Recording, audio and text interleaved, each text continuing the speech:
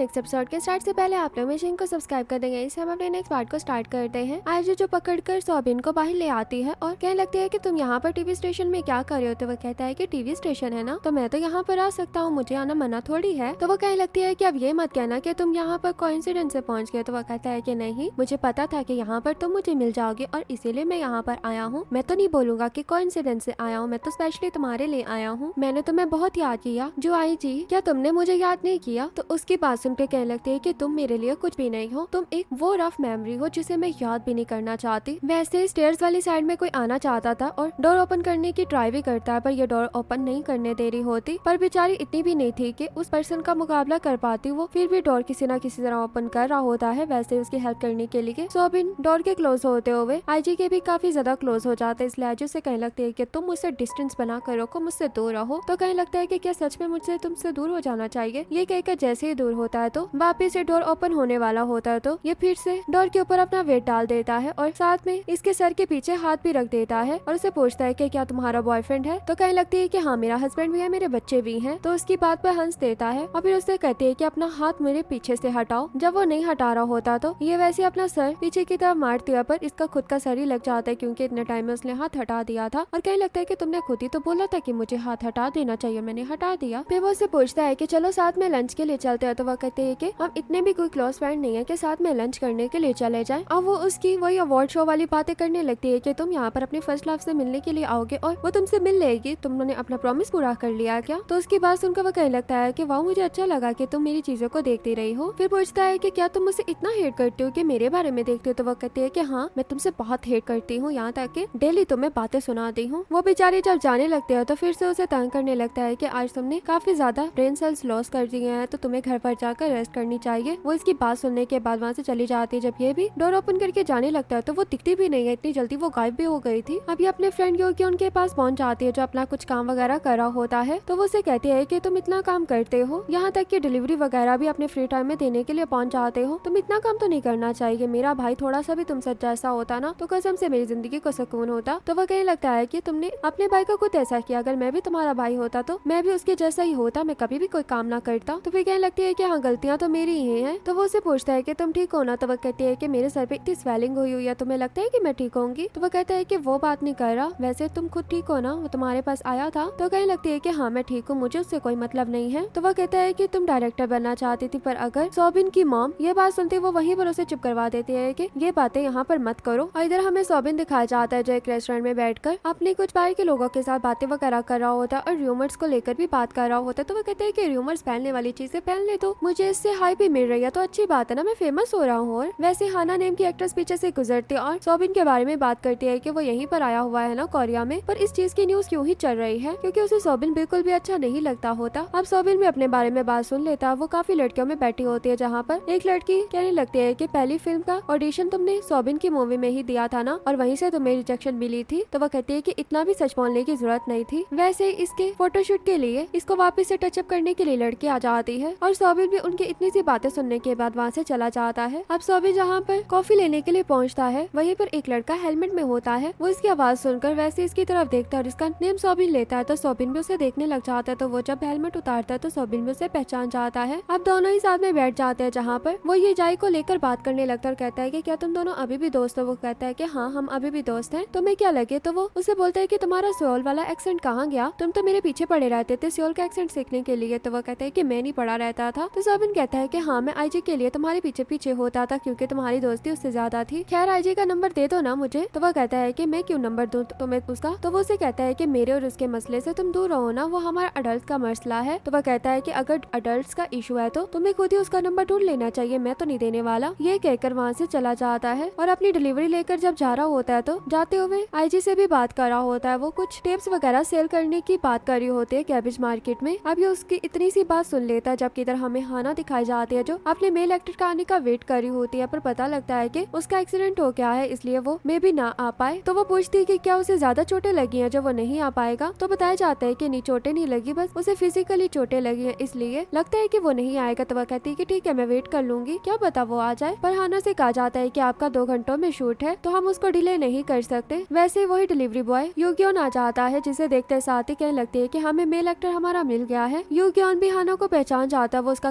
काफी बड़ा फैन होता है, इसलिए शूट करने के लिए फौरन से मान गया था। भाना इसके साथ जब बैठी होती है और ये भी रेडी वगैरह हुआ होता है, इसे फुल अच्छे से रेडी कर दिया था, तो वो कहने लगता है कि मैं आपका बहुत बड़ा फैन हूँ, मुझे आपके साथ काम करने का मौका मिला, मुझे बहुत अच्छा लग रहा है। तो वो कहती है कि ये सिर्फ शोल्डर फोटोशूट है और कुछ भी नहीं, क्योंकि मैं भी बस इसके शोल्डर ही पिक्स में नजर आने थे जिसके ऊपर हाना ने सर रखना था। अब हाना का फोटोशूट होने लग जाता और ये भी हाना को देख कर खुश हो रहा होता। फोटोशूट के बाद फाइनली इसके पास बस हाना के साथ एक ही पिक होती है जिसे ये देख रहा होता है, और वो भी एक एक्ट्रेस इसे देखकर जाते कहती है कि इसके ऊपर मैं साइन कर देती, पर तुम मेरे फैन नहीं हो तो मैं नहीं करूंगी, ये कहकर देकर चली जाती है। और यहाँ पर हमें सोबिन दिखाया जाता है जो कैबेज मार्केट को देखे जा रहा होता है, उसे कहीं पर भी टेप्स नहीं मिल रही होती, वो काफी ज्यादा उस पर स्क्रॉलिंग कर रहा होता है और फाइनली टेप्स उसे मिल जाती हैं, जिसे देखकर खुश हो जाता है कि मतलब यही आईजी है और उसे बात करने का मौका मिल जाएगा। जबकि इधर आईजी घर पर दिखाई जाती है जो टेप के ऊपर से स्टिकर उतार रही होती है और काफी ज्यादा थक जाती है। वैसे उसे मैसेज आ जाता है कि मैं आपके टेप को लेना चाहता हूँ, तो वो कहती है कि मैं पूरा का पूरा बंडल दे रही हूँ, आपको इशू तो नहीं है। तो वो कहता है कि नहीं, मुझे कोई इशू नहीं है, पर मेरी एक डिमांड ये है कि आप फेस टू फेस आकर मुझे अपनी टिप्स देंगी। तो ये उस चीज के लिए भी मान जाती है और इतनी ज्यादा टिप्स उठाकर लेकर जा रही होती है, यहाँ तक कि दूसरी वाली सीढ़ियाँ भी खराब होती है, इसलिए इसे खुद ही ऊपर चढ़ चढ़ के आना पड़ा होता है। आगे वैसे उसे सोबिन दिख जाता है, तो उसे देखकर फौरन से साइड में हो जाती है और सोचने लगते है कि ये यहाँ पर क्या कर रहा है, पर मैं इसे अपना फेस नहीं दिखाऊंगी, उसके पास से गुजर जाऊंगी जैसे नेचुरली लोग गुजर रहे हैं। यही सोचकर बालों को आगे कर वहाँ से गुजरने लगती है, पर वो इससे पीछे से पहचान लेता और कहता है कि तुम जरूर लुक्स लाइक एन एग होगी। तो ये अपना नाम सुनकर, आईडी नेम सुनकर वहीं पर रुक जाती है और इसे पता लगता है कि सोबिन ने इससे टिप्स मंगवाई हैं। अब ये दोनों एक दूसरे के आमने सामने एक रेस्टोरेंट में बैठ जाते हैं, पर ये उसे साफ देने से मना कर देती है, तो वो उसे डबल देने को रेडी होता है, पर वो नहीं मानती। तो ये उसे ट्रिपल देने को भी रेडी होता है, पर वो नहीं मानती, तो ये 10 टाइम्स देने को रेडी होता है, तो ये फौरन से मान जाती है। तो ये उसे पूछता है कि तुम ये सेल क्यों कर रही हो, तो वो कहती है कि मैं वैसे ही सेल कर रही हूँ। तो वो उसे उसका लिखा हुआ बताने लगता है कि तुमने तो इस टेप के बारे में बहुत रोते हुए कुछ लिखा है कि तुम्हारी इससे बहुत सी मेमोरीज जुड़ी हुई है और तुम्हारी मॉम की शॉप में ये होती थी और तुमने वहाँ से ली, इसलिए तुम्हें बहुत टाइम भी लगा इनके ऊपर से स्टिकर उतारने में। और सच में ये उसकी काफी ज्यादा इमोशनल स्टोरी होती है और वो यही चाहती होती है कि लेने वाला पर्सन भी उसके जैसा हो, जो इन टेप्स को बहुत ज्यादा संभाल कर रखे। और आज के टाइम में ये टेप्स तो मिलती भी नहीं है जो कलेक्शन उसने रखी हुई थी। अब ये उसके सामने वही मूवी की स्क्रिप्ट रख देता है जो उन दोनों ने साथ में मिलकर बनाई थी और वहाँ पर दोनों का नेम भी होता है। पर ये कहने लगता है कि मैं इसी मूवी को बनाना चाहता हूँ, पर इसकी कोई एंडिंग नहीं है, मैं चाहता हूँ कि तुम मेरे साथ इस पर काम करो और इसकी एंडिंग भी हो। ये उस चीज को देखकर फौरन से अपनी जगह से खड़ी होती है और उसके ऊपर कॉफी गिरा देती है और कहती है कि अब खुश हो, ये कहकर वहाँ से चली जाती है। और सब लोग वहाँ पर बैठे ये तमाशा देख रहे होते हैं। सोबिन देख रहा होता है कि स्क्रिप्ट के ऊपर बस कॉफी होती है और आईजी जब जा रही होती है तो बारिश स्टार्ट हो जाती है और इसे बारिश से वही वाला सीन याद आता है कि किस तरह वो सोबिन का घर नॉक करती रहती है, पर सोबिन घर से बाहर नहीं आता और उस टाइम पर भी बारिश हो रही होती है। सोबिन इसके लिए उस टाइम पर भी अम्ब्रेला लेकर पहुंच जाता है और अभी भी अम्ब्रेला लेकर पहुंच जाता है। तो वो उसे कहती है कि 15 दिन मैंने तुम्हारे घर के बाहर तुम्हारा वेट किया था, पर तुम अचानक से गायब हो गए, तो मैं कैसे यकीन कर सकती हूँ, तो तुम लाइफ में कभी भी गायब नहीं होगे। तो मैं बस मेरा फर्स्ट लव याद था, पर ये याद नहीं कि तुम मेरे सबसे बड़े रिग्रेट हो। तुम उन्हीं डेज में वापस जाओ ना जहाँ पर जो कुछ मैंने फील किया था वही फील करो, तब तुम्हें पता लगेगा कि उस टाइम पर मैंने कैसा फील किया था। ये कहकर उसे अम्ब्रेला पकड़कर भी वहाँ से ले जाती है और तब भी उसने यही किया था कि स्क्रिप्ट उसे ही दे दी थी और वहाँ से चली गई थी और अभी भी ऐसे ही जारी होती है। सोबिन तब भी कुछ नहीं कह पाया था और अभी भी कुछ नहीं कहता और इसी के साथ ही हमारा ये पार्ट यहीं पर एंड हो जाता है। वीडियो अच्छी लगे तो वीडियो को लाइक करना।